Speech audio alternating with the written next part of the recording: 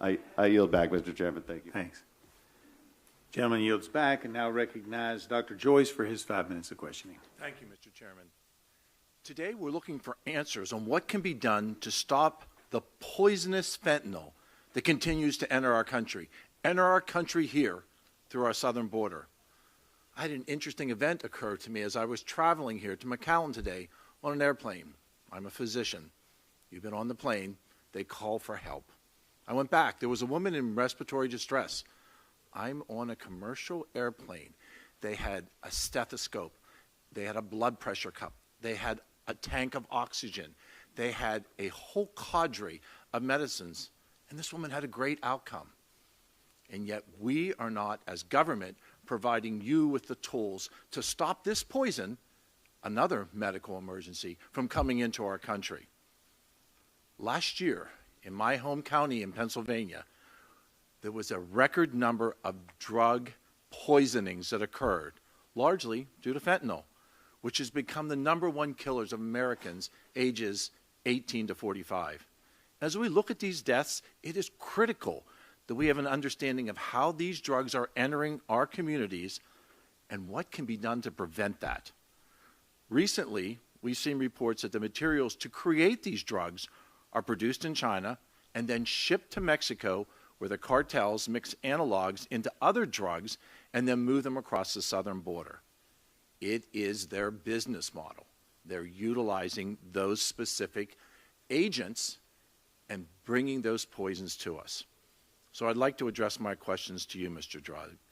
How do you feel the fentanyl precursor chemicals get through Mexico's customs and border inspections? Unfortunately, we can't control what happens in other countries. Afghanistan has taught us that. Mr. Crenshaw has clearly, his service has taught us that we cannot control what happens in other countries. We can only control what happens right here in the United States. And what we do know is that this $13 billion that is generated through human smuggling, that money is going back into the Mexican economy. Why would they want that to stop? Then you add on top of that the amount of drugs that are coming into the United States and all of that. Why would they want to stop that? I believe that the Mexican government does not want any of this crisis to end. In fact, the only time that they have ever become true border security partners is when our government threatens them with tariffs. As we look at this continuation of the crisis, as we look at this continuation of the poisoning, Mr. Judd, do you feel that you have access to the appropriate personnel, policies to stem this tide? I was in a situation today, I had the appropriate sources, and I was able to turn things around. Do you, as the Border Patrol, do you have the appropriate resources, personnel, and policies to stem what is coming across our border tonight?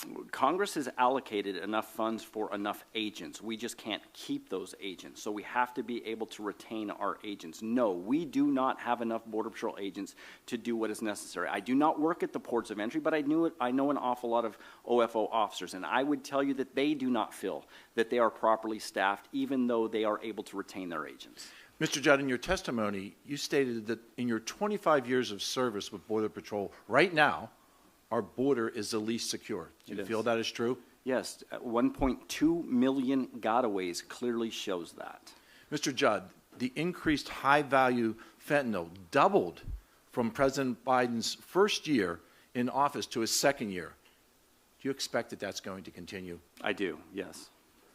And finally, as president of the Border Patrol Council, do you see this fentanyl poisoning crisis continuing until government, until Congress makes the appropriate steps? I believe that there are executive actions that can be taken, but yes, for the long run, Congress must address this issue. I thank all of the witnesses for their testimony today, and I yield the remainder of my time. Thank you, Dr. Joyce.